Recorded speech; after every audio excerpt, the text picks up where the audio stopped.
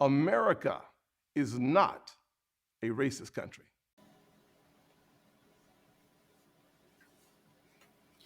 Ladies and gentlemen, look like the defense is finally resting the case against the three former officers that did absolutely nothing to help George Floyd when Derek Chauvin was killing him. So, look like the defense team, they have rest their case in federal court of three former officers. Closing arguments are scheduled for tomorrow. Thomas Lane, 38, testified Monday that he thought Floyd was doing okay while handcuffed face down on the streets, with Officer Chauvin's knee pressed against his neck until paramedics arrived and turned Floyd over. So he claims he did not realize there was anything wrong until he looked at Floyd and he realized something was seriously wrong. All right, so we shall see. I'm going to follow this whole thing, and if there are any updates over the next 24 hours, I will do another update video. So I knew this had to be concluding real soon, you know? So Lane said during his federal trial that he was the first time he had seen Floyd's face since police put the 46-year-old man on the ground while struggling to arrest him. Before that, he held Floyd's leg and he thought he saw Floyd's chest rise and fall. Lane testified he believed Floyd still had blood pressure based on the appearance of his veins in his arm. So, what went through your mind when you saw his face once, you know, he was tipped? So he said he did not look good, Lane said, while testifying at the trial for himself. Tutal and J. Alexander King, were also there. Now, I know Tutal a few days ago, he did testify. And, these men are all trying to claim they didn't notice anything seriously wrong. You saw Derek Chauvin's knee in his neck. How do you not see something was wrong? How do you not see it? And plus, we know what he did. He was on the sidewalk trying to keep people under control.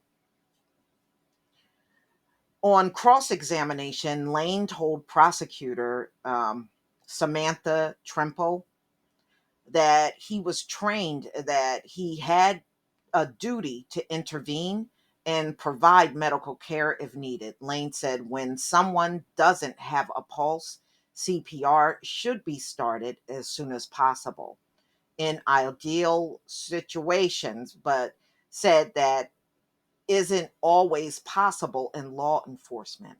Earlier, Lane testified that Floyd struggled with officers as they tried to put him into a squad car while responding to a complaint that he used a counterfeit $20 bill at a corner store. Okay, but you know what? Y'all notice during Chauvin's trial that counterfeit bill never came up even once. That's why I don't believe that bill was ever counterfeited. I don't believe it. I think whoever reported it just didn't know what the hell they were talking about. So Lane said he called an ambulance because Floyd was bleeding. Once officers had Floyd on the ground, Lane said they considered using a hobble, a restrained device that would have required that Floyd be put on his side so that he could breathe more easily. Well, I don't know how he could breathe better with Chauvin's knee in his neck. Lane said Tal got the device, but then it was suggested that they not use it. Lane said Tal noted that if they used the device, they would have to call a supervisor at the scene. Yeah, No, you didn't want a supervisor there because Derek Chauvin was too busy killing him. Also, the device would have been removed for the paramedics. It seems kind of excessive because we had an ambulance coming. Lane said also suggesting putting Floyd's legs up once he was kicking, but Officer Chauvin said, no, we're good. Okay. So when the ambulance arrived, a paramedic checked for a pulse in Floyd's neck. Since the paramedic did not act with urgency, Lane said they believe Floyd was okay. But once Lane saw Floyd's face, he got into the ambulance to help and was told to do chest compressions. He was dead right there at the scene. He was dead. He was already dead by the time the ambulance came. As he recalled efforts to save Floyd's life, he paused a few minutes and sniffed. And he wasn't sure if he was breathing or not, Lane said. Yeah, well, he would have been breathing if somebody would have knocked Derek Chauvin off of him. Y'all didn't try to do nothing. All right. So King and Tao testified last week. And he said he relied on the other three. Tao was claiming he relied on the other three officers to care for Floyd's medical needs while he controlled the crowd and traffic. King, who, like Lane, was a rookie, said he deferred to Chauvin. Mm-mm-mm. So Lane, who followed in the steps of his father, grandfather, and great grandfather. Okay, so everybody in your family was a cop. Let's move on. Chauvin, who is white, was convicted of state court murder and pled guilty in December to the federal civil rights charge.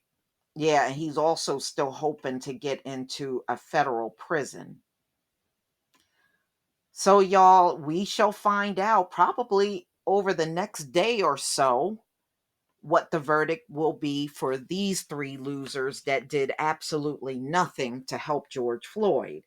All of this over a counterfeit $20 bill that never came up the whole time Chauvin was on trial.